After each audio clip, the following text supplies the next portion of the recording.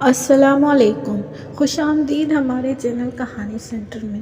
دوستو، آج میں آپ کے لیے مجھے رنگ دے کا بقیہ حصہ لے کر آپ کی خدمت میں حاضر ہوئی ہوں، لیکن اپنی کہانی شروع کرنے سے پہلے آپ نئے دوستوں سے گزارش ہے، اگر آپ نے ہمارے چینل کہانی سینٹر کو اب تک سبسکرائب نہیں کیا تو پلیز سبسکرائب کر دیں اور ساتھ میں لگے بیل آئیکن کے بٹن کو بھی آن کر دیں تاکہ ہماری ہر نیو آنے والی ویڈیو کی نوٹیفیکیشن سب سے پہلے آپ کو مل سکے۔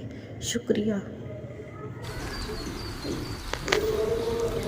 بہن کی شادی کے بعد جب وہ گھر آئی تو ایک نیا مسئلہ سر اٹھائے کھڑا تھا۔ اچانک امی جی کے تیسرے بچے کا خیال ستانے لگا تھا۔ سعود نے اس سے بات کی تو وہ چپ کی چپ رہ گئی۔ اب امی جی قدرت کی باتوں میں بھی دخل اندازی کرنے لگی تھی۔ توبہ نعوذ باللہ! کیا اب وہ اللہ کے نظام کو بھی اپنے ہاتھ میں لینا چاہتی ہیں؟ کیا یہ بندے کے اختیار میں تھا؟ انسان کے چاہنے نہ چاہنے سے کیا ہوتا ہے؟ یہ تو اللہ کے ہاتھ میں تھا، وہ جب چاہے اور جسے چاہے اولاد کی نعمت سے نواز دے۔ انہوں نے ایک نیا شوشہ چھوڑ دیا تھا۔ ان کے خیال میں جڑواں بچوں کی پیدائش کے بعد عالیہ میں شاید کوئی نقص پیدا ہو گیا تھا، جس کی وجہ سے وہ مزید بچے پیدا کرنے کی صلاحیت سے محروم ہو چکی تھی۔ اب اٹھتے بیٹھتے اسے یہی سنایا جا رہا تھا، میں 1 سال اور انتظار کروں گی، اس کے بعد میں اپنے بیٹے کا دوسرا بیاہ ضرور کروں گی۔ اور وہ سکتے کی حالت میں رہ گئی تھی۔ کیا جواز پیدا کیا تھا انہوں نے؟ اس کا جی چاہا وہ ان سے پوچھے، کیا اللہ کے حکم سے اس نے انہیں 2 پوتے نہیں دیے تھے؟ مگر وہ خاموش رہی۔ اگلے ہفتے سعود کسی ضروری میٹنگ کے سلسلے میں ملیشیا جا رہے تھے اور یہ سن کر تو اس پر حیرتوں کے پہاڑ ٹوٹ پڑے کہ وہ اسے اپنے ہمراہ لے جا رہے تھے۔ یہ ہو سکتا تھا، آج تک وہ اسے کبھی شہر میں اپنے ہمراہ کہیں لے کر نہیں گئے تھے، اور یہ جان کر اسے اور بھی حیرت ہوئی کہ دونوں بچے بھی ان کے ہمراہ جا رہے تھے۔ خدایا، یہ انقلاب کب اور کیسے آیا؟ وہ جاننے سے قاصر تھی۔ اسے یقین تو نہیں آ رہا تھا، مگر یہ سچ تھا۔ پاسپورٹ بن کر آ گیا تھا اور اگلے چند دنوں میں ویزا بھی مل گیا۔ جس قسم کے تعلقات ان دونوں کے درمیان تھے، اس نے کبھی بھول کر بھی نہیں سوچا تھا کہ وہ کبھی اسے اپنے ہمراہ بیرون ملک لے کر جائیں گے، اور نہ ہی اس کے دل میں ایسی کوئی خواہش تھی۔ البتہ اس خواب کے بعد اس کا بہت جی چاہتا تھا کہ وہ حج پر جائے یا عمرے کی سعادت حاصل کرے، اور موقع غنیمت جان کر اس نے اپنی اس خواہش کا اظہار بھی کر دیا تھا۔ سعود، میرا بہت جی چاہتا ہے کہ ہم حج پر جائیں۔ کیا ایسا نہیں ہو سکتا کہ ہم واپسی پر عمرہ کر کے آئیں؟ میرا دماغ خراب نہیں ہوا ہے ابھی، اور نہ ہی میرے پاس اتنا فالتو وقت ہے۔ توبہ استغفر اللہ! عالیہ نے دل ہی دل میں استغفار پڑھی۔ اسے سعود کے سامنے اس قسم کی باتیں نہیں کرنی چاہیے جس کا جواب وہ اس طرح دے۔ وہ ان کے ساتھ ملیشیا نہیں جانا چاہتی تھی۔ پہلے دن سے ان کے تعلقات میں ایک عجیب سی جھجک تھی۔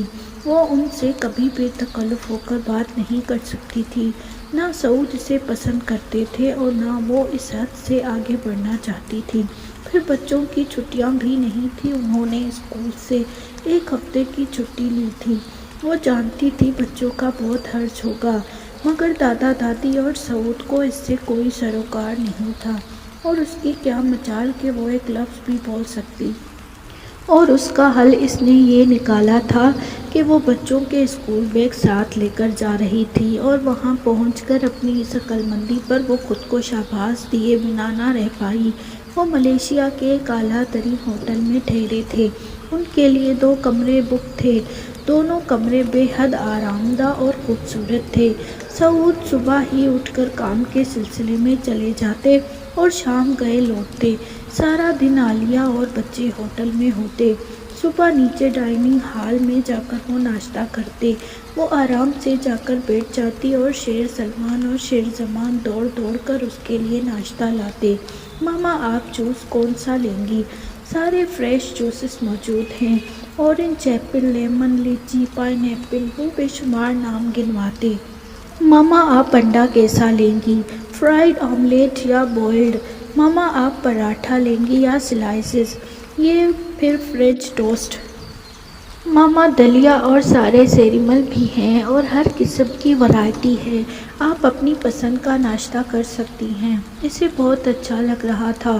وہ دونوں بھاگ بھاگ کر اس کے لیے ناشتے کی میز سجاتے اور پھر وہ تینوں خوش ہو کر ناشتہ کرتے۔ کتنا مزہ آ رہا تھا، بلا شبہ وہ زندگی کے بہترین دن تھے۔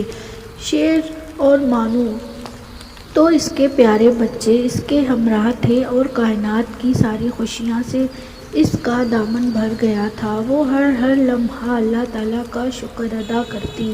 ناشتے کے بعد وہ بچوں کو پڑھاتی۔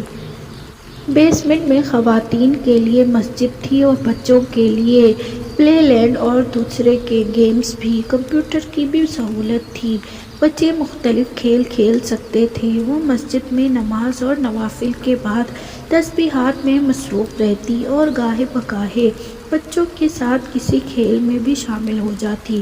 کبھی کبھی اسے یقین ہی نہ آتا کہ وہ اپنے بچوں کے ہمراہ ملیشیا کے حسین و آرام دہ ہوٹل میں ٹھہری ہوئی ہے، جہاں نہ امی جی کا ڈر تھا اور نہ بڑی آپا کی جھڑکیاں اور نہ چھوٹی آپا کے طعنے اور نہ سعود کی گرم مزاجی۔ اس نے پہلی مرتبہ سوچا اگر امی جی اور بہنیں سعود کو اس کے خلاف اس طرح بھڑکایا نہ کریں تو شاید وہ اچھے شوہر بن بھی سکتے تھے۔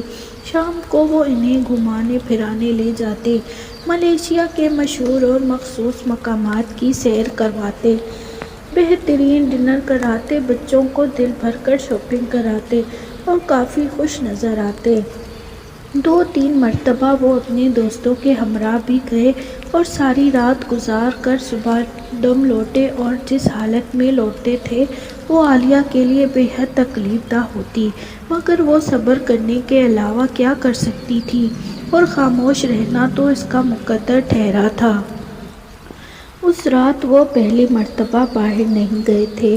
اپنے لیپ ٹاپ پر وہ کافی دیر سے مصروف تھے۔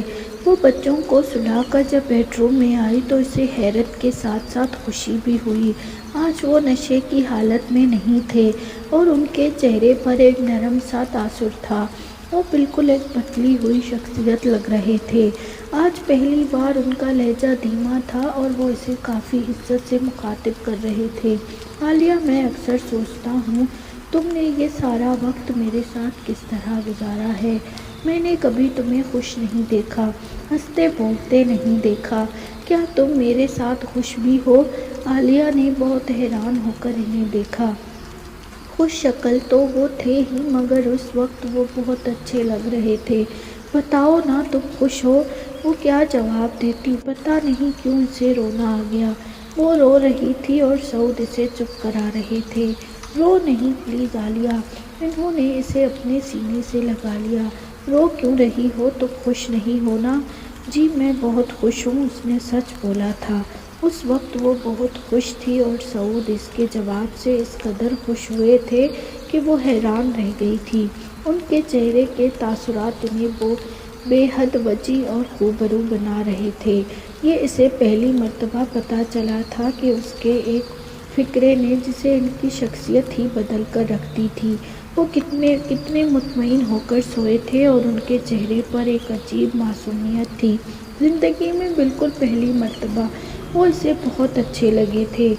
کچھ دیر لیٹنے کے بعد وہ تہجد کی نماز کے لیے اٹھ گئی۔ نہا کر اس نے سفید لباس پہنا، آج اسے شکرانے کے نفل بھی تو پڑھنا تھے۔ اس شام سعود انہیں شہر کے مشہور نیشنل پارک دکھانے لے کر گئے تھے۔ عالیہ کو وہ جگہ بے حد پسند آئی۔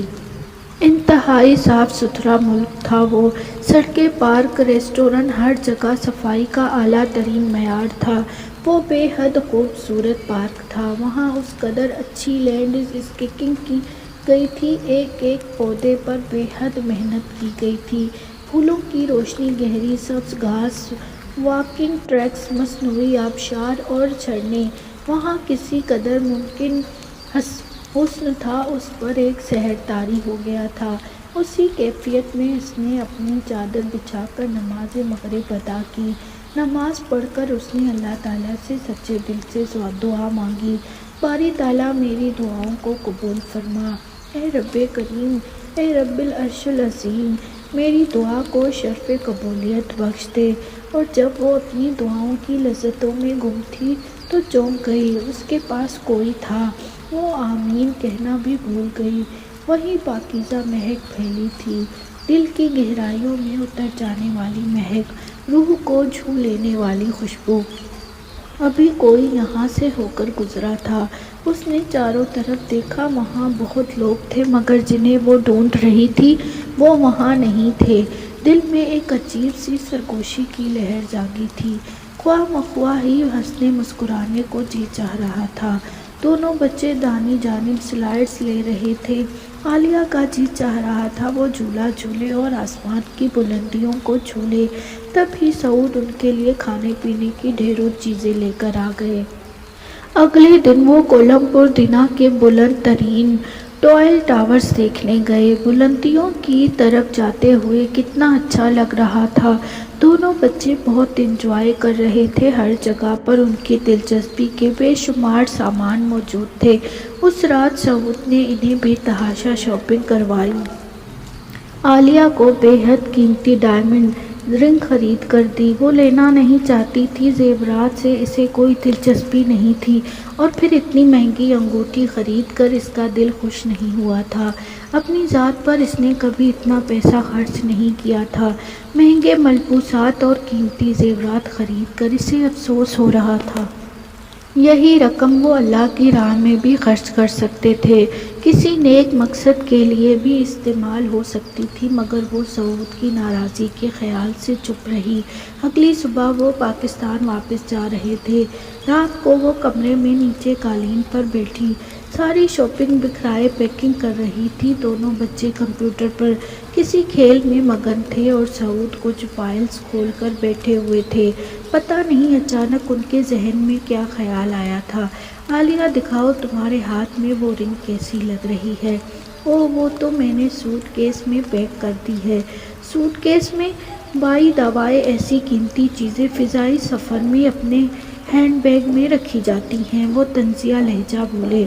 اچھا میں رکھ لیتی ہوں، ویسے تم ثابت کیا کہنا چاہتی ہو؟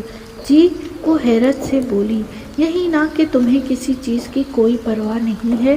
سعود ایسی بات نہیں ہے، وہ خواہ مخواہ بات بڑھا رہے تھے۔ پھر کیا بات ہے؟ تم ظاہر کرنا چاہتی ہو کہ تم بہت بے نیاز ہو، ہیرے جواہرات کی تمہاری نظر میں کوئی وقت نہیں ہے، میرے تحفوں کی تمہاری نظر میں کوئی اہمیت نہیں ہے، وہ میں نے تمہیں سوٹ کیس میں بند رکھنے کے لیے خرید کر دی ہے۔ جی میں ابھی پہن لیتی ہوں، وہ بچوں کے سامنے بات بڑھانا نہیں چاہتی تھی۔ اس نے سوٹ کیس کھول کر جلدی سے انگوٹھی پہن لی۔ یہ دیکھیں سعود کتنی اچھی لگ رہی ہے، بد نصیب عورت، وہ غصے میں دہاڑے، تم اس قابل ہو ہی نہیں کہ تمہیں کوئی تحفہ خرید کر دیا جائے۔ بچوں نے مڑ کر ان کی طرف دیکھا۔ پلیز سعود بچوں کے سامنے اس قسم کی باتیں نہیں کریں۔ کیوں نہ کروں؟ پلیز آہستہ بولیں، اپنا منحوس چہرہ دفع کرو، وہ چیخ چیخ کر بول رہے تھے۔ میں تمہاری شکل نہیں دیکھنا چاہتا، امی جی ٹھیک کہہ رہی تھی، تمہارے لیے یہ سب کچھ کرانے کی ضرورت نہیں تھی۔ بچے آ کر اس سے لپٹ گئے تھے، وہ انہیں جھک کر پیار کرنے لگی۔ وہ تو بچے تھے، مارے خوف کے وہ خود لرز رہی تھی اور اس کی آنکھوں میں بے اختیار آنسو آ گئے۔ تو یہ ڈوز آج امی نے دی تھی۔ سعود طیش کے عالم میں کمرے سے باہر نکل گئے اور وہ خود کو کمپوز کرنے کی کوشش کر رہی تھی۔ آنسو پوچھ کر اس نے مسکرانے کی کوشش کی۔ کون سی ویڈیو گیم کھیل رہے تھے؟ آؤ مجھے بھی اپنے ساتھ کھلاؤ۔ وہ انہیں نارمل کرنا چاہ رہی تھی اور جب وہ واپس جا رہے تھے تو عالیہ کا جی چاہ رہا تھا وہ وہیں پر رہ جائے، اس ملک کے کسی گمنام گوشے میں اپنے دونوں بچوں کے ساتھ، وہ کہیں چھپ جائے، کوئی اسے ڈھونڈ نہ سکے، کوئی اسے تلاش نہ کر پائے، مگر ایسا کہاں ممکن تھا۔ پھر وہی شب روز تھے اور زندگی میں رچا ہوا بدمزگی کا احساس، وہاں کچھ بھی نہیں بدلا تھا، وہی پرانے طور طریقے تھے۔ ابا جی بزنس کے سلسلے میں فرانس جا رہے تھے۔ وہ اکثر بیرون ملک دوروں پر جایا کرتے تھے، مگر اس دفعہ سعود بھی ان کے ہمراہ جا رہے تھے۔ اس کی سمجھ میں نہیں آ رہا تھا کہ فرانس جانے کی منطق کیا تھی۔ وہ ایک وکیل تھے اور ان کی وکالت بہت اچھی چلتی تھی، اگرچہ وہ زیادہ محنت نہیں کرتے تھے۔ دراصل پیسہ ان کی ضرورت نہیں تھا، وہ منہ میں سونے کا چمچ لے کر پیدا ہوئے تھے، اس لیے جب اور جہاں جی چاہے وہ جا سکتے تھے۔ اور اسے یہ جان کر اور بھی حیرت ہوئی کہ وہ عالیہ کو بھی ساتھ لے کر جانا چاہتے تھے، مگر امی جی نے انہیں سختی سے منع کر دیا تھا۔ پردیس میں عورتوں کی کمی نہیں، عالیہ جیسی منحوس عورت کو ساتھ لے جانے کی ضرورت کیا تھی؟ ان کی گفتگو کا لب لباب یہ تھا، امی جی اپنی عورت کی تو بات ہی اور ہوتی ہے، بڑی فرما بردار ہوتی ہے، رہنے دے دفع کر، جتنے پیسے خرچ کرے گا اتنے اشاروں پر چلنے والی عورت مل جائے گی۔ اور عالیہ ماں اور بیٹے کی گفتگو سن کر دنگ رہ گئی۔ جب ماں ہی بیٹے کو اس طرح ترغیب دے رہی تھی تو بیٹے کا کیا قصور تھا؟ چپ چاپ سب کچھ جانتے بوجھتے آنکھیں بند کر لے اور سب کچھ سنتے ہوئے کان بند کر لے تو اس سے بیٹے کا کیا دوش تھا؟ اندر تک وہ لرز کر رہ گئی تھی۔ یہاں اخلاق کا نہ کوئی معیار تھا اور نہ کردار کا کوئی پیمانہ۔ سعود کی تعلیم اگرچہ بہت اچھے اسکولوں میں ہوئی تھی، وہ باہر سے بار8 لا کر آئے تھے، لیکن گھر کے ماحول کی وجہ سے شخصیت میں وہ چیز پیدا نہ ہو سکی تھی جو اچھی تربیت کی مرہون منت ہوتی ہے۔ مگر اب کیا ہو سکتا تھا؟ البتہ اب وہ شیر سلمان اور شیر زمان کو اس ماحول سے بچانا چاہتی تھی۔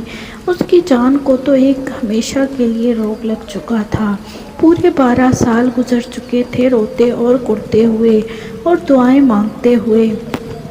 جی چاہتا تھا بچوں کو لے کر وہ کہیں بہت دور چلی جائے، جہاں اس کے بچوں پر ان لوگوں کا سایہ بھی نہ پڑ سکے، مگر وہ انہیں کہاں تک بچا سکتی تھی؟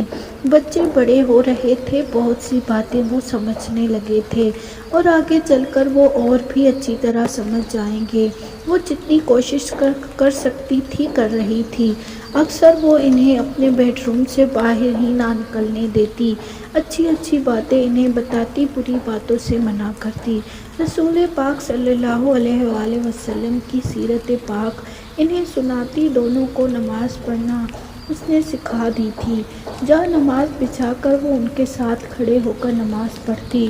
ہوم ورک کے دوران وہ انہیں قرآن اور حدیث کے حوالے سے چھوٹی چھوٹی باتیں بتاتی جو وہ بہت خوشی سے سنتے، مگر بہر کیف اس کے بیڈ روم کے باہر کی دنیا ان کے لیے پرکشش تھی، جہاں ان کے لیے بہت زیادہ دلچسپیاں تھیں جو انہیں اپنی طرف کھینچتی تھی، اور ان کا باپ ان کو اس دنیا میں پوری طرح انوالو کرنا چاہتا تھا۔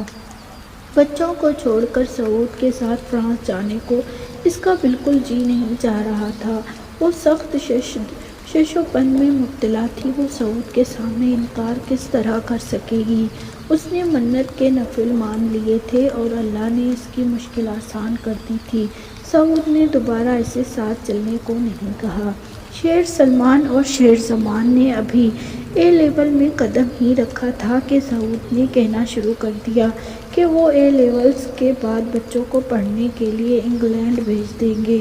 اکثر ان میں بحث رہنے لگی تھی، اگرچہ وہ ان سے بحث کرنا نہیں چاہتی تھی، وہ ان سے جھگڑا نہیں کرنا چاہتی تھی، وہ ان کے مزاج سے ڈرتی تھی۔ انتہائی ناقابل یقین مزاج تھا ان کا، جانے کب وہ غصے میں آپے سے باہر ہو جائیں۔ ایسے میں وہ کچھ نہیں دیکھتے تھے، کچھ نہیں سوچتے تھے کہ وہ کیا کر رہے ہیں اور کیا کہہ رہے ہیں، مگر پھر بھی وہ انہیں اپنے طور پر قائل کرنے کی کوشش کرتی رہتی تھی۔ سعود ابھی بچے بہت چھوٹے ہیں، ایسی بات آپ سوچ بھی کیسے سکتے ہیں؟ کیوں سوچنے پر کوئی پابندی لگی ہے کیا؟ میں ابھی اے لیول کے بعد باہر چلا گیا تھا اور لاؤ پڑھ کر واپس آیا تھا۔ وہ خاموش ہو گئی۔ وہ ہر روز نماز حاجت پڑھ کر رو رو کر اپنے رب سے دعا مانگتی تھی، مگر شاید اللہ کو بھی یہی منظور تھا۔ اس نے سعود کے اس فیصلے کو اللہ کی رضا جان کر مان لیا تھا، مگر اندر سے جیسے کسی نے اس کا کلیجہ جکڑ لیا تھا۔ وہ بچوں کے بغیر کس طرح جیے گی؟ اس گھر میں اس کی دلچسپی کا سامان اور اس گھر میں رہنے کا واحد جواز اس کے بچے تھے۔ رو رو کر اس کی آنکھیں سوج گئی تھیں۔ جس دن وہ دونوں جا رہے تھے اس کی حالت غیر ہو رہی تھی۔ پتہ نہیں سعود نے اسے کیا کہا تو وہ پھٹ پڑی تھی۔ کیا ضرورت ہے بچوں کو اتنی چھوٹی عمر میں باہر بھیجنے کی؟ وہ کیا خاک پڑھیں گے وہاں جا کر؟ اپنا کوئی کام وہ اپنے ہاتھ سے کر نہیں سکتے، وہاں کون ان کی دیکھ بھال کرے گا؟ یہاں ان کے سارے کام میں کرتی ہوں، وہاں کون کرے گا؟ یا تو مجھے بھی ان کے ساتھ بھیج دیجیے، میں ان کے بغیر زندہ نہیں رہ سکتی۔ پلیز سعود، مجھ پر یہ ظلم نہ کریں، بچوں کو مجھ سے جدا نہ کریں۔ اپنی بکواس بند کرو اور یہ رونا دھونا بھی۔ بچوں کے سامنے تماشا کرنے کی ضرورت نہیں تمہیں۔ روتا دیکھ کر شاید وہ بھی جانا نہ چاہیں۔ کتنا اچھا ہو جو وہ نہ جائیں۔ سعود، کیا آپ ان کے بغیر اداس نہیں ہوں گے؟ کیا ابا جی اور امی جی اداس نہیں ہوں گی؟ وہ جب بھی اداس ہوں گے جا کر ان سے مل آیا کریں گے۔ اور میں بھی، میں کیا کروں گی؟ تم کچھ نہیں کرو گی، تم اسی طرح رو گی اور تڑپو گی اور میں تمہیں دیکھ کر خوش ہوا کروں گا۔ وہ ہنسے۔ پاگل عورت، یہ ان کے مستقبل کا سوال ہے۔ اب وہاں سے یہ کچھ بن کر ہی لوٹیں گے۔ ہاں، جیسے آپ بن کر لوٹے ہیں اسی طرح وہ بن کر واپس آئیں گے۔ وہ یکدم بولی، کیا کہا تم نے؟ ذرا پھر سے کہو۔ انہوں نے اسے بالوں سے پکڑ کر گھسیٹا۔ میں کیا بن کر لوٹا ہوں بتاؤ؟ بولو۔ انہوں نے اس کا منہ تھپڑوں سے لال کر دیا۔ بد نصیب عورت، میں جانتا ہوں تم پہلے دن سے خوش نہیں ہو۔ پتہ نہیں کس یاد کی یادوں میں کھوئی رہتی ہو، پتہ نہیں کس عاشق کو چھوڑ کر آئی ہو جو روتی رہتی ہو۔ میں پورے ہوش و حواس میں تمہیں طلاق دیتا ہوں۔ سنا تم نے منحوس عورت، میں طلاق دیتا ہوں، میں طلاق دیتا ہوں۔ امی جی بھی یہی چاہتی ہیں کہ میں تمہیں طلاق دے دوں، اس لیے میں نے پہلے سے طلاق کے کاغذات تیار کر رکھے ہیں۔ سعود نے اپنا بریف کیس کھول کر کاغذات نکالے۔ ان پر دستخط کرو۔ امی جی کتنے دنوں سے پوچھ رہی ہیں کہ تم نے دستخط کروائے کہ نہیں۔ کرو یہاں دستخط۔ انہوں نے اس کے ہاتھ میں قلم تھمایا۔ اس کی آنکھوں کے سامنے اندھیرا چھا رہا تھا۔ اسے کچھ نظر نہیں آ رہا تھا، اس کی سمجھ میں کچھ نہیں آ رہا تھا۔ کرو دستخط۔ وہ اتنی زور سے دہاڑے کہ بغیر دیکھے اور بغیر سوچے سمجھے اس نے دستخط کر دیے۔ ویری گڈ، وہ ہنسے۔ میں پہلے ہی ان کاغذات پر سائن کر چکا ہوں اور اب تم یہاں سے دفع ہو جاؤ، اپنی منحوس صورت گم کرو، میں تمہاری شکل دیکھنا نہیں چاہتی۔ وہ اسے پاؤں سے ایک ٹھوکر مار کر اس کے ہاتھ سے کاغذات لے کر چلے گئے۔ کسی کو پتہ بھی نہیں چلا کہ اندر کیا ہو رہا تھا۔ اس کی زندگی کے ڈرامے کا ڈراپ سین ہو گیا تھا، سب کچھ ختم ہو گیا تھا۔ یہ کیا ہوا؟ کاش وہ کوئی سوال جواب نہ کرتی، اس نے ایسا تو کچھ بھی نہیں چاہا تھا، مگر وہ تو سب کچھ طے کر کے بیٹھے تھے، سارے کاغذات تیار کر کے، ماں اور بیٹا پورا پروگرام بنا کر اس لمحے کا انتظار کر رہے تھے۔ یہ تو ہونا ہی تھا، وہ چپ بھی رہتی تب بھی ایسا ہی ہونا تھا۔ اس نے بند ہوتی پلکوں اور تاریکی میں ڈوبتے ذہن کے ساتھ سوچا، بچے جا رہے ہیں 3 بجے، رات ان کی فلائٹ تھی، پتہ نہیں کیا وقت ہوا تھا، معلوم نہیں کتنے گھنٹے رہ گئے تھے۔ اس نے حساب کرنا چاہا مگر اس کا ذہن جیسے گہری نیند میں جا رہا تھا۔ شیرو، مانو میرے بچے، شیرو مانو۔ پھر وہ بے ہوش ہو گئی۔ سعید صاحب کو فون پر کسی ملازم نے اطلاع دی تھی۔ وہ خبر تھی یا قیامت؟ لگتا تھا جیسے قریب ہی کوئی بم پھٹا تھا اور ان کی ذات کے خرچے اڑ گئے تھے۔ ماما نے وہ خبر سن کر دل تھام لیا تھا۔ وہ عالیہ کی مجرم تھی، پہلا خیال ان کے ذہن میں یہی آیا تھا۔ اگر یہی انجام ہونا تھا تو بہت پہلے کسی اور انداز میں بھی اس کا اختتام ہو سکتا تھا۔ عالیہ کو اس حال میں چھوڑ کر سارے گھر والے ایئرپورٹ چلے گئے تھے۔ بچوں کو نانا نانی سے ملانے اور خدا حافظ کہنے کی ضرورت نہیں سمجھی گئی تھی۔ سعید صاحب نے عالیہ کو اسپتال میں شفٹ کیا۔ وہ ICU میں تھی اور ڈاکٹرز کا خیال تھا کسی شدید ذہنی صدمے کے باعث نروس بریک ڈاؤن ہو گیا تھا۔ پورا ایک ہفتہ گزر گیا، وہ ہوش میں نہیں آئی۔ ہمایوں، مہرین، ایمن، فاطمہ بھی پہنچ گئے تھے۔ اسے ہوش کیوں نہیں آ رہا تھا؟ سب کی جان پر بنی ہوئی تھی۔ انہوں نے صدقات اور خیرات کی انتہا کر دی، مگر وہ ہوش و خرد کی دنیا سے بے نیاز، بے حس حرکت پڑی تھی۔ بہت دنوں کے بعد وہ اس طرح سو رہی تھی، آرام و سکون کے ساتھ۔ برداشت کی انتہا جب ختم ہو گئی تھی تو یہ بے ہوشی بھی ایک نعمت غیر مترقبہ سے کم نہیں تھی۔ آہستہ آہستہ اس کا بلڈ پریشر، ہارٹ بیٹ اور ٹمپریچر نارمل ہو رہا تھا۔ ڈاکٹر امید افزا باتیں کرنے لگے۔ ایک مرتبہ اس نے شیرو کو پکارا تھا، وہ مانو کو بلا رہی تھی۔ اس نے ہاتھ ہلا کر اسے بلایا تھا اور پھر اسے ہوش آ گیا۔ اپنے سامنے بابا، ماما اور سارے بہن بھائیوں کو دیکھ کر اس کے لبوں پر ہلکی سی مسکراہٹ آ گئی۔ ڈاکٹروں نے انہیں عالیہ کی زندگی کی نوید سنائی تھی۔ اللہ نے اسے نئی زندگی بخشی تھی۔ ماما نے شکرانے کے نفل ادا کیے تو بابا نے ڈھیروں مٹھائیاں منگوائی۔ سب لوگ کتنا خوش تھے، سب کے چہروں پر اس کے لیے بے پناہ محبت جگمگا رہی تھی۔ ان کی آنکھوں میں تشکر کے آنسو چمک رہے تھے۔ عالیہ نے گہرے سکون سے آنکھیں بند کر لیں۔ گھر آ کر وہ بالکل چپ تھی۔ کسی نے اس سے کچھ پوچھا تھا اور نہ اس نے کچھ بتایا تھا۔ سب لوگ اس کے آگے پیچھے پھر رہے تھے، ہر ممکن دلجوئی کی کوشش کر رہے تھے۔ ماما اس کے کھانے پینے کا بے حد خیال رکھ رہی تھی۔ بابا سارا وقت اس کے قریب بیٹھے رہتے، اسے دیکھتے رہتے، یوں لگتا جیسے وہ اس سے کچھ کہنا چاہتے ہیں مگر کہہ نہیں سکتے۔ اس دن وہ اس کا ہاتھ پکڑ کر اس کے چہرے کی طرف بہت غور سے دیکھ رہے تھے۔ عالی، میری پیاری بیٹی، میں آپ سے معافی مانگنا چاہتا ہوں۔ میرے غلط فیصلے کا خمیازہ بہت سال آپ نے بھگتا۔ تکلیف تو بہت معمولی لفظ ہے، جس اذیت سے آپ کو گزارنا پڑا اس کا ذمہ دار صرف میں ہوں۔ کیا آپ اپنے بابا کو معاف کر دیں گی؟ میں آپ کا گناہ گار ہوں۔ پلیز بابا، ایسی باتیں نہ کریں، یہ میرا مقدر تھا اور مقدر کا لکھا تو انسان کو برداشت کرنا ہی پڑتا ہے۔ آپ ایسا کیوں سوچتے ہیں؟ اس میں آپ کا کوئی قصور نہیں تھا، یہ سب من جانب اللہ تھا۔ اللہ اپنے نیک بندوں کو آزماتا ہے۔ اللہ کے ہر فیصلے میں بہتری ہوتی ہے۔ انشاءاللہ سب کچھ ٹھیک ہو جائے گا، انشاءاللہ۔ بابا نے پیار سے اس کے ہاتھ کو تھپکا۔ اللہ تم پر اپنی رحمتوں اور برکتوں کا نزول فرمائے۔ میری ساری دعائیں تمہارے لیے ہیں میری بچی، تمہارے نصیب کی خوشیاں تمہیں ضرور ملیں گی۔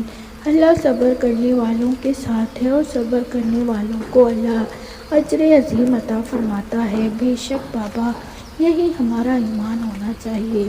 ابھی فون کی گھنٹی بج اٹھی۔ سید صاحب نے ریسیور اٹھایا اور وہ خوشی سے چلا اٹھے۔ او میرا شیر سلمان، کیسے ہو؟ میرے پیارے بچے، اور بھائی کیسا ہے؟ لو یہ اپنی ماما سے بات کرو۔ اور عالیہ جسے دوبارہ جی اٹھی تھی، شیر سلمان کی آواز سن کر اس کے جسم میں زندگی کی ایک نئی لہر دوڑ گئی تھی۔ ماما کیسی ہیں آپ؟ میں بالکل ٹھیک ہوں میرے بچے، آپ سنائیں شیر زمان کیسا ہے؟ وہ بالکل ٹھیک ہے ماما، میں آپ کو بہت مس کرتا ہوں اور شیر زمان بھی۔ اچھا، آپ کی پڑھائی کیسی ہو رہی ہے؟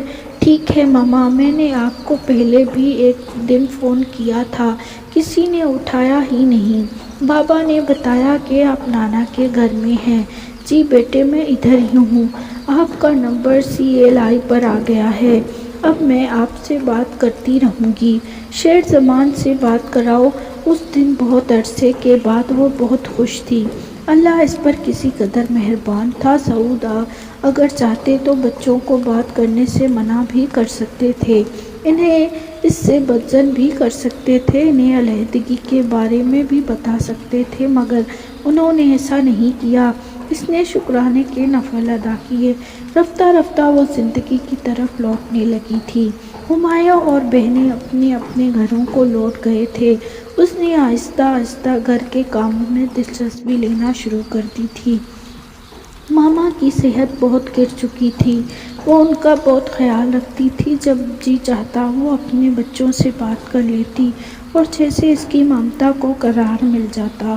وہ انہیں فون پر 5 وقت نماز پڑھنے کی ہدایت کرتی، انہیں اچھی اچھی نصیحتیں کرتی، تہجد اور نماز حاجت پڑھ کر وہ اللہ سے التجائیں کرتی تھی، باری تعالیٰ میرے بچوں کو اپنے حفظ و امان میں رکھنا، پردیس میں تیرے سوا ان کا اور کوئی نہیں ہے، ان کو سیدھے راستے پر چلا، ان کو شیطان کے ہتھ کنڈوں سے بچا، ان کو 5 وقت کی نمازی اور پرہیزگار بنا، ان کے سینے قرآن کے نور سے معمور کر دے۔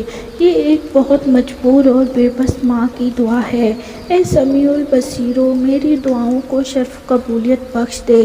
لمبی لمبی دعائیں مانگ کر اس کے بے سکون دل کو جیسے قرار آ جاتا، بے چین ممتا کو جیسے چین مل جاتا۔ اس دیار غیر میں وہ اپنے بچوں کو اللہ کی حفاظت اور ضمانت میں دے کر جیسے بے فکر ہو گئی تھی۔ وہ پیچھے مڑ کر دیکھتی تو حیران رہ جاتی، اتنا سب کچھ اس نے کس طرح برداشت کر لیا تھا۔ اس میں اس کا کوئی کمال نہیں تھا، یہ سب اللہ کی مہربانی تھی جس نے اس کی مدد کی تھی اور اسے اتنا حوصلہ عطا کیا تھا کہ اس نے صبر کے ساتھ ساتھ کچھ برداشت کر لیا تھا، ورنہ اتنا سب کچھ کس طرح سہ سکتی تھی۔ کبھی کبھی اسے لگتا جیسے اس نے کوئی بھیانک خواب دیکھا اور ابھی ابھی وہ اس طویل خواب سے بیدار ہوئی ہو۔ آج بہت دنوں کے بعد اسے اپنا وہ خواب یاد آیا، وہ مہربان ہستی، وہ نورانی چہرہ، وہ منور چہرہ، انہوں نے زندگی میں کس طرح اس کی رہنمائی کی تھی۔ اگر وہ اسے اللہ کا کلام پڑھنے کے لیے عطا نہ کرتے تو وہ کس طرح جی سکتی تھی۔ وہ اب بھی کثرت سے انا للہ و انا الیہ راجعون پڑھا کرتی اور آیت کریمہ جسے پڑھ کر اسے ہمیشہ ایک نئی طاقت ملتی تھی اور جینے کا نیا حوصلہ۔ وہ خود کو اللہ سے بے حد قریب محسوس کرتی، وہ جانتی تھی اللہ اس سے محبت کرتا ہے، تبھی تو اس نے اسے چن لیا تھا۔ وہ اللہ کے چنے ہوئے بندوں میں سے تھی اور اللہ جسے چن لیتا ہے اسے کبھی تنہا نہیں چھوڑتا۔ وہ اپنے ان خوابوں کو یاد کر رہی تھی، وہ آخری خواب میں غور کر رہی تھی کہ کس شخص کی طرف ان بزرگ نے اشارہ کیا تھا، وہ سمجھنے سے قاصر تھی۔ ذرا ذرا سی تفصیل کے ساتھ کتنا عرصہ ہو گیا تھا اس نے خواب میں انہیں نہیں دیکھا تھا۔ جانے وہ کون تھے، شاید وہ اللہ کے ولی تھے یا کوئی نیک روح، اور ان سے عالیہ کا کیا تعلق تھا۔ صبح سے بابا کے کوئی خاص مہمان آئے ہوئے تھے، اس دن انہوں نے خاص اہتمام سے کھانا تیار کروایا تھا۔ کھانے کے بعد وہ قریبی مسجد میں نماز پڑھنے چلے گئے تھے۔ مہمانوں کے جانے کے بعد اس کا معمول تھا وہ ڈرائنگ روم کو نئے سرے سے ٹھیک کرتی تھی، برتن سمیٹتی تھی، کیشنز ٹھیک کر کے رکھتی، پردے برابر کرتی، اور جب اس نے کمرے میں قدم رکھا تو وہ ٹھٹک کر وہیں کھڑی رہ گئی۔ ایک کمرے میں کیسی مہک تھی، بالکل وہی خوشبو، روح میں اتر جانے والی۔ اس مہک کو وہ بہت اچھی طرح پہچانتی تھی، وہ تو ایک پاکیزہ احساس بن کر اس کے دل و دماغ میں بس چکی تھی۔ اس نے تو سوچا تھا شاید وہ جنت کی خوشبو تھی، بھلا اس دنیا میں وہ ایسے کہاں پا سکتی تھی۔ وہ خوشبو تو صرف ایک احساس تھا، اور ایک احساس کو بھلا ادراک کے دائرے میں کس طرح لایا جا سکتا تھا۔ اس نے ایک لمبی سانس لے کر اس احساس کو اپنے اندر اتار لیا۔ کتنی تازگی اور خوشی کا احساس ہو رہا تھا، لگتا تھا جیسے کوئی بہت قیمتی کھوئی ہوئی چیز اسے مل گئی۔ وہ شدت سے بابا کی واپسی کا انتظار کر رہی تھی، وہ ان سے اس مہمان کے بارے میں جاننا چاہتی تھی۔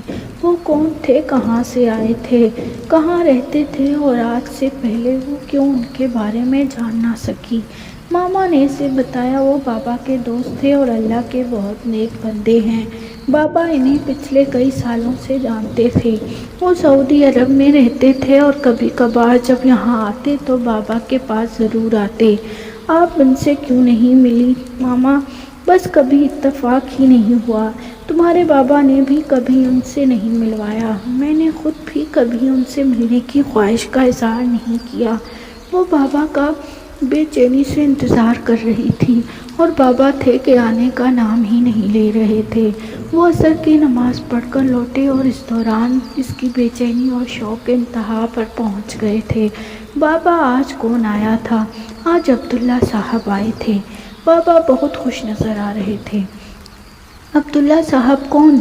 یہ میرے دوست ہیں، بہت نیک و دیندار ہیں، 40-45 سال کے قریب عمر ہے، اور ان کی عمروں کے فرق کے باوجود ہم اچھے دوست ہیں۔ 15 سال پہلے انہوں نے اسلام قبول کیا تھا، اسلام کا گہرا مطالعہ کیا ہے انہوں نے، بہت اچھے انسان ہیں اور اس سے اچھے مسلمان، اعلیٰ تعلیم یافتہ ہیں، پیشے کے لحاظ سے انجینئر ہیں، سعودی عرب میں رہتے ہیں۔ انہوں نے اپنے ماں باپ کو بھی دائرہ اسلام میں داخل کیا ہے۔ رسول پاک صلی اللہ علیہ وآلہ وسلم کی انہیں خواب میں زیارت ہو چکی ہے، 3-4 حج کر چکے ہیں، ہر سال عمرے پر جاتے ہیں۔ اسلام کی تبلیغ و اشاعت کے سلسلے میں وہ اس طرح مصروف رہے کہ ابھی تک انہیں شادی کرنے کی فرصت ہی نہیں ملی، اور عالیہ کو اپنا وہ خواب یاد آ گیا جب وہ ان بزرگ کی ہستی کے ہمراہ خانہ کعبہ کا طواف کر رہی تھی، اور انہوں نے ایک شخص کی طرف اشارہ کر کے عالیہ کو کچھ بتانے کی کوشش کی تھی۔ تبھی اس کی آنکھ کھل گئی تھی، اسے ایک عجیب سی سرگوشی نے آن گھیرا۔ بابا، آپ نے مجھے ان سے کیوں نہیں ملوایا؟ اب وہ آئیں تو میں آپ کو ان سے ضرور ملواؤں گی۔ وہ تو نہیں آئے تھے، مگر بابا نے کن خبر اسے سنائی تھی۔ وہ سن کر حیران اور پریشان رہ گئی، اسے یقین نہیں آ رہا تھا بابا کیا کہہ رہے تھے۔ عبداللہ صاحب نے عالیہ کے لیے اپنا رشتہ بھیجا ہے، وہ اس سے شادی کرنا چاہتے ہیں، وہ اس کے حالات سے بخوبی واقف تھے۔ بابا نے انہیں اس کے بارے میں سب کچھ بتا دیا۔ عالیہ، اللہ تعالیٰ قرآن پاک میں فرماتا ہے، نیک عورتوں کے لیے نیک مرد ہیں، یہ اللہ تعالیٰ کا انعام ہے تمہارے لیے، مگر میں پھر بھی تم سے پوچھنا ضروری سمجھتا ہوں، میں کوئی فیصلہ نہیں کرنا چاہتا، اگر تمہاری رضامندی ہو تو مجھے عبداللہ صاحب سے رشتہ داری کر کے فخر ہوگا، یہ میرے لیے ایک اعزاز ہے، میں چاہتا ہوں تم خوب سوچ کر سمجھ کر فیصلہ کرو۔ وہ تم سے ملنا چاہتے ہیں، اگر تمہارا جواب ہاں میں ہوا تو ہم انہیں کل شام کھانے پر بلا لیں گے۔ اس کی سمجھ میں نہیں آ رہا تھا وہ کیا کرے، وہ کیا جواب دیتی، فرط اشتیاق سے وہ لرز رہی تھی، اس سے بولا ہی نہیں جا رہا تھا۔ ٹھیک ہے بابا، آپ انہیں کل کھانے پر بلا لیں۔ ساری رات اس نے نوافل پڑھ کر گزاری تھی، وہ بس ایک ہی دعا مانگے جا رہی تھی، اللہ مجھے اپنے رنگ میں لے کے، تیرا رنگ سب سے اچھا ہے۔ سارا دن پتہ نہیں کس طرح گزرا، جو شام قریب آ رہی تھی، ایک گہرا سکون اور انبساط اس کے پورے وجود پر چھا رہا تھا۔ سلاد بنا کر کھانے کی میز پر سجائی، تازہ سرخ گلاب توڑ کر گلدان میں سجائے، شادان میں موم بتیاں جلائیں، نئے سرے سے ڈرائنگ روم کو ٹھیک کیا، سارے لیمپ روشن کیے۔ نہا کر اس نے اپنا بہت پسندیدہ لباس پہنا، اپنے لمبے بالوں کو سادگی سے سنوارا۔ تب بابا نے اسے بتایا کہ عبداللہ صاحب آ گئے ہیں۔ ساری کائنات جیسے تھم گئی تھی، گھڑی کی سوئیاں پتہ نہیں چل بھی رہی تھی کہ نہیں۔ عالیہ، تمہارے بابا تمہیں ڈرائنگ روم میں بلا رہے ہیں، ماما نے کہا۔ اس نے دوپٹہ سر پر اوڑھا اور جیسے خواب کے عالم میں چلتی ہوئی ڈرائنگ روم میں آ گئی، اسی پاکیزہ مہک نے بڑھ کر اس کا استقبال کیا تھا۔ السلام علیکم، وہ اس کے احترام میں کھڑے ہو گئے تھے۔ وعلیکم السلام، پلیز آپ بیٹھیے۔ وہ جب بیٹھ گئے تو وہ بھی سامنے والے صوفے پر بیٹھ گئی۔ عالیہ نے نگاہیں اٹھا کر جب انہیں دیکھا تو مارے حیرت کے وہ دنگ رہ گئی۔ خدایا، کیا ایسا بھی ہوتا ہے؟ یہ تو وہی شخص تھے جن کی طرف ان بزرگ نے اشارہ کیا تھا۔ لیمپ کی روشنی ان کے آدھے چہرے پر پڑ رہی تھی، اس پر ایک عجیب سی کیفیت طاری تھی۔ کیا یہ سچ تھا؟ یہ کیسا بھید تھا؟ یا وہ خواب دیکھ رہی تھی؟ ماما نے انہیں شربت کا گلاس پیش کیا تو احتراماً جھک کر انہوں نے گلاس تھام لیا۔ شکریہ امی جان، آپ تشریف رکھیے، وہ ماما سے مخاطب تھے۔ تب عالیہ نے ان کا پورا چہرہ دیکھا، وہ نگاہ بھر کر انہیں دیکھ ہی نہیں سکی، وہ ملکوتی حسن کے مالک تھے۔ بے اختیار اس کی پلکیں جھک گئیں۔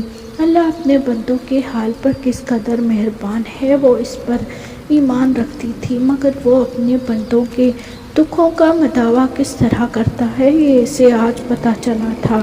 اپنی خوشی بختی پر اسے خود رشک آ رہا تھا۔ پاپا اور ماما کے چہرے خوشی سے دمک رہے تھے۔ یہ اللہ کی رضا تھی اور اس نے اللہ کی رضا کے سامنے سر جھکا دیا تھا۔ السلام علیکم۔